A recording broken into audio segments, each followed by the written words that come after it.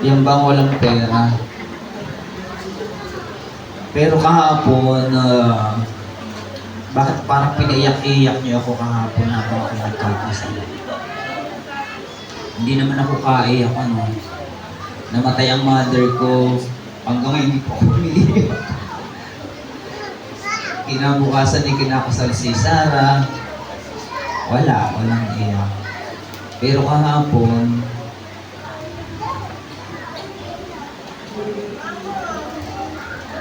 hindi ako mapagsabi. Nang makita ko muna silang photographer.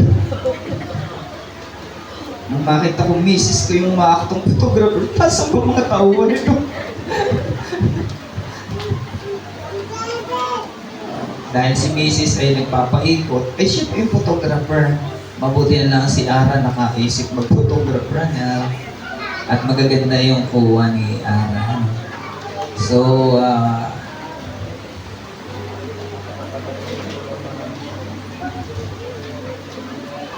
si Sarah naman bagong artista. Si Sarah naman ang bagong artista natin.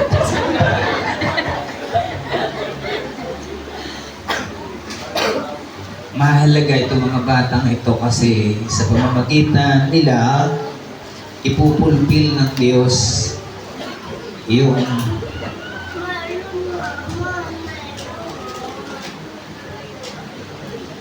blessing. Who are you now? Tanungin mo nga yung kalapit. Who are you now? How are you now? What are you now? Depends on what you did, what you do yesterday. And what will you do now? Iyon ang mangyayari sa inyo bukas. Napakahalaga noon. Si David, sabihin na natin yung biro ng mga matatanda, bibili lamang ng supa na pagtutusan lang, biglang simpleng utos ng kanyang magulang. Si David ay nagpapastol ng tupa. Yun lagi ang kanyang gawa. Wala siyang ibang ginagawa kundi umuwi ng bahay, umahon, kunin ang tupa, magpastol. Then one day, hindi umuwi ang mga kapatid ni David sapagkat sila ay mga sundalo at nakikipagbaka. Ang sabi ng kanyang ama, David, uwi ka muna dito, iwan mo muna ang tupa mo.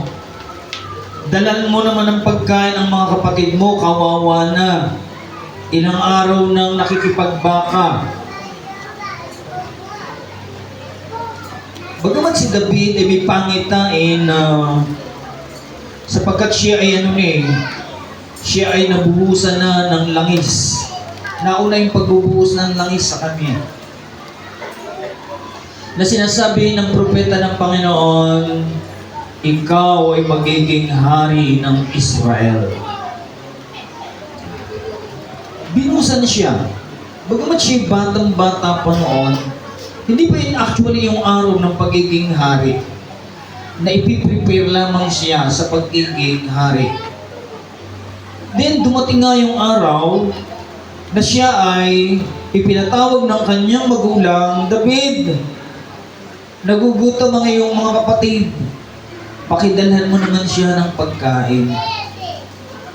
At ang David na ito ay hindi nagkatubili, naging mabilis siya, naginawa ang kalooban ng Panginoon, excited siya, bagamat ang utos sa kanya ay magdala lamang ng pagkain, sinunod niya.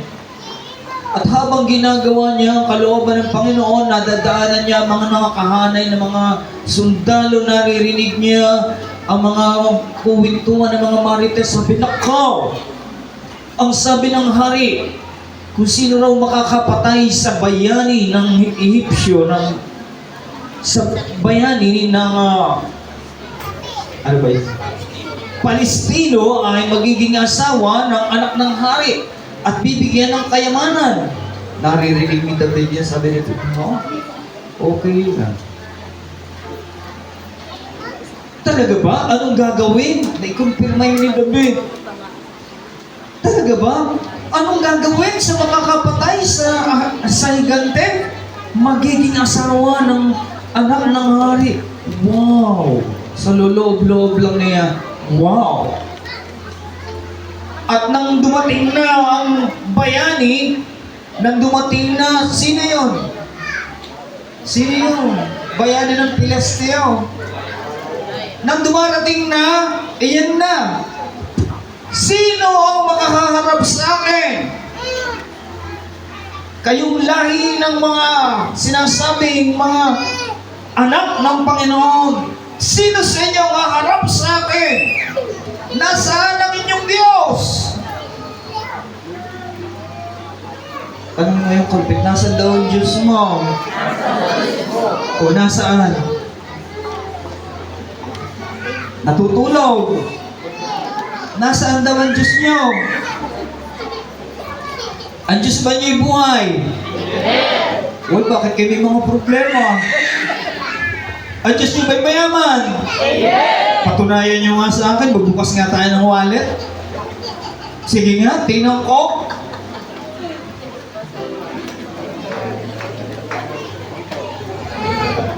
Mayaman ba ang inyong Diyos? Talaga? Papatunayan natin na talagang mayaman ang ating Diyos. Kaya ako ay naiiyak, kaya ako ay naluluha sa tuwing makikita ko na kayo ay ginagawa ng Diyos ng kasaysayan. Pinapatunayan ng Diyos na siya'y mayaman. Sa kabila ng lahat, ay nararanasan natin ang pagpupuno ng Panginoon. Amen? Para tuloy gusto kong patunayan ng Panginoon kay mayaman. Tumayo nga yung pinakamatanda hanggang... Sino-sino ba dito mga senior citizen? Nanay Sally, ikaw ba yan? Tayo? Ayan. Pila kayo dito. Patutunayan natin ang ating Diyos na yan.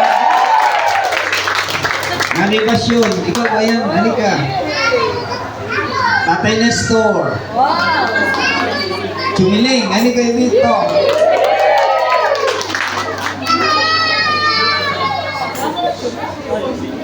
Apat na yun na. Ako, mapamarami na yun. Sino pa bang may edad? Chumiling, Chumistor, halika, bilisan ninyo. Pag hindi kayo tumayo, sayang, ano? Sino pang senior citizen dito? Brother Ray, Brother Art, ano kayo dito? Ayan na Sister Ate, hindi ko pa tinatawag, lalapit na. Halika dito. Ayan. Bilisan ninyo, ay bahala kayo. Gusto ko kasi yung bukas ko, mas mayaman. At yung bukas ko, dapat ginagawa ko, pinagtatrabahuan ko sa ngayon. Kung anong gusto nyo mangyari sa inyong bukas, kailangan pagtrabahuan nyo ngayon. Amen ba? Amen! Baka may senior citizen pa dyan. Wala na? Sige, bilis! Sige, bibilangin ko. 1, 2, 3, 4, 5. Aha. Pag 1,000, 6,000. Ang kamubing nasa representative. Oh, cheese, pwede naman.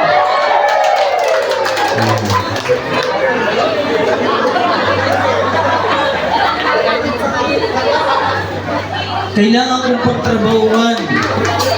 Gusto ko kayong lahat ay magsiyaman. At siyempre, magsisimula sa Pasko. No? Oh, sige, bubuksan ko na ang wallet ko. Tugtugan niyo muna ako. This is my story. This is my soul. Rio, thank you very much.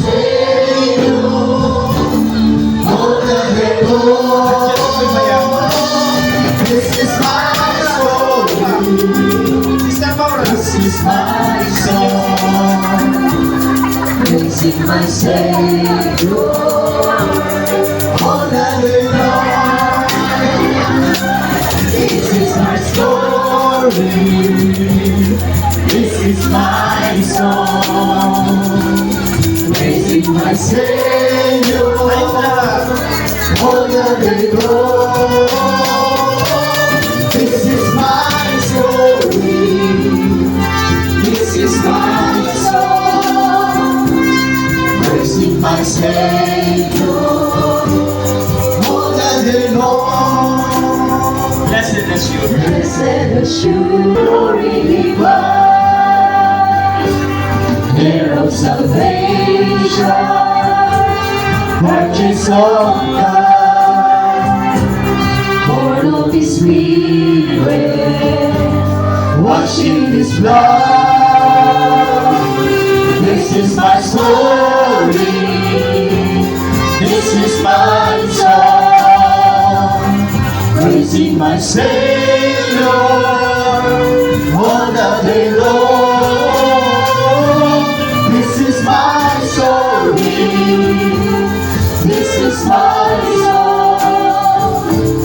Praising my Savior all the day long. Perfect submission.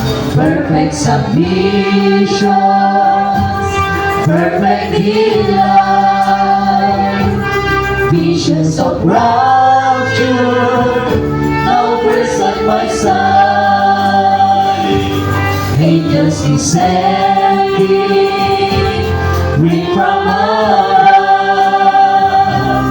echoes of mercy, whispers of love.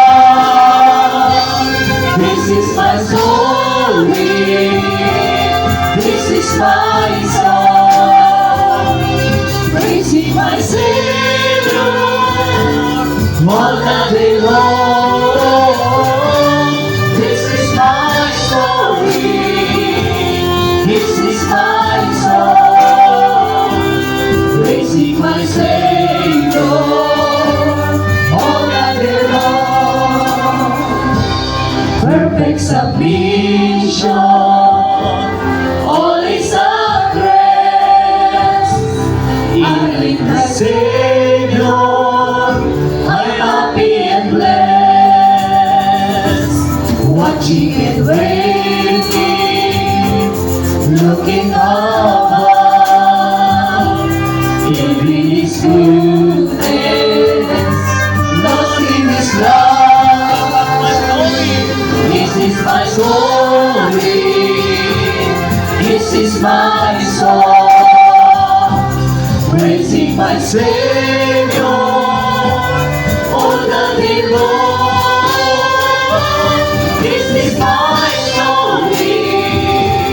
This is my song. Praising my Savior all the day long. This is my story. This is my song. Praising my Savior all the day long. This is my story. This is my song. Praising my Savior all the day long. Praising my Savior all the day long. Praising my Savior all the day long. Tinanya ako si Elaine si Jerry na manalangin.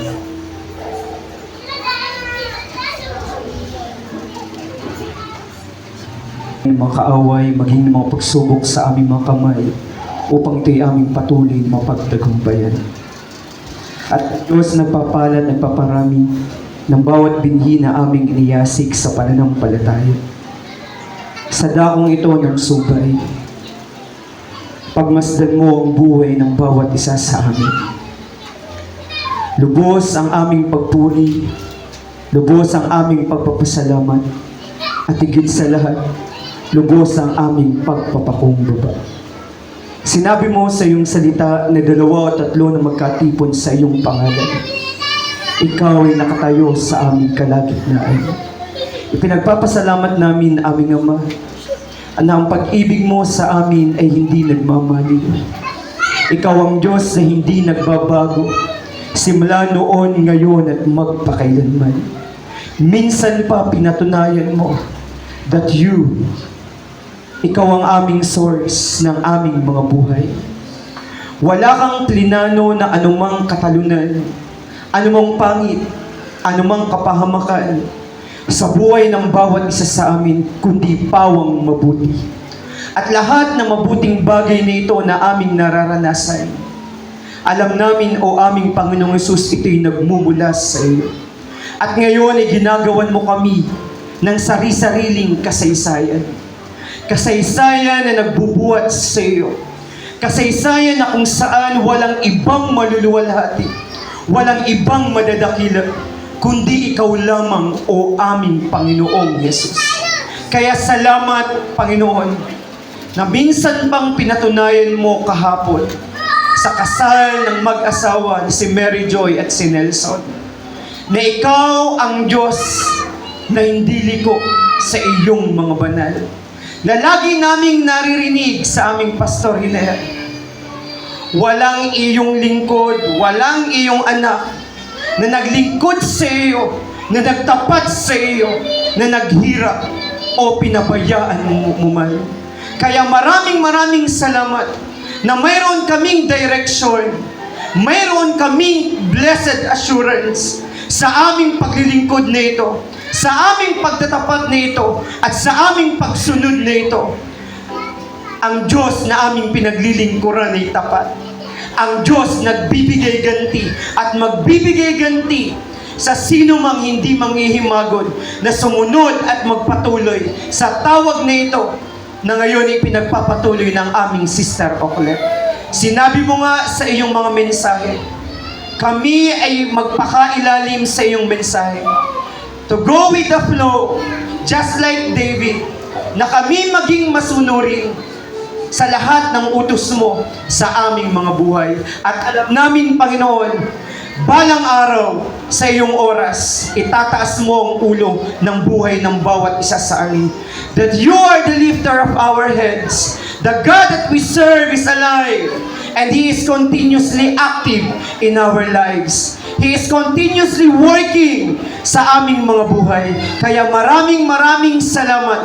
Maraming salamat. Alam namin, greater works, greater blessings, miracles, signs, wonders ang patuloy mong ipararanas sa buhay ng bawat isa sa amin na ngayon ay nagpapatuloy at naglilingkod sa iyo. Kaya wala kaming ibang itataas, wala kaming ibang luluwalatiin, kundi ikaw lamang, o aming Ama, o aming Panginoong Hesus, o aming banal na Espiritu, na tunay uuwi kami, dala ang kagalakan, dala ang iyong salita, dala ang tangkas ng iyong pagtatagumpay. I plead the blood of Jesus 7 times in this place at maging sa buhay ng bawat isa sa amin. At tunay aming itinatagubilin ang mangyayaring krusada sa araw ng Miyerkules. Tunay alam namin na ikaw ay nauna na. Ang lahat ng sasakyan na gagamitin, I plead your most precious blood. Sa lahat ng mga awit at manunugtong, at sa lahat ng makikiisa, sa bawat divine helpers, O Lord God, alam ko, Panginoon, kami iyong pagpapalain. Sila'y iyong pagpapalain higit. At maging ang gagawing, Panginoon, na Bible study next Friday, ang Feast of Passover, alam namin, Panginoon, kami iyo nang pinagtagumpay. Kaya tunay, kami ay mababa, o aming Panginoong Hesus, ikaw ang madakila sa buhay ng bawat isa sa amin. Kaya itong kasaysayan ng aming buhay, ikaw lamang, o aming Panginoong Hesus, ikaw ang aming tanggulan, ikaw ang aming muog, ikaw ang aming masasandalan, ikaw ang aming great provider, sa iyo namin inaalay lahat, maging ang buhay ng bawat isa sa amin, mula sa pinakamatanda hanggang sa pinakamaliit na bata. Tunay, ang pabor ng Diyos ay hindi iwalay sa amin ngayong taong 2024. We give you all the glory, honor, and praise. In Jesus' mighty name we pray. Ang lahat ay magsabi ng Amen and Amen.